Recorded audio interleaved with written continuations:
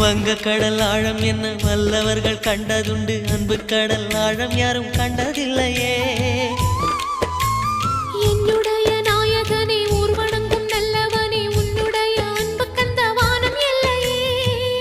எனக்கென வந்த தேவதையே சரிபாதி நீ அல்லவா. நடக்கையில் உந்தன் கூட வரும் நிழல் போலே நான் அல்லவா.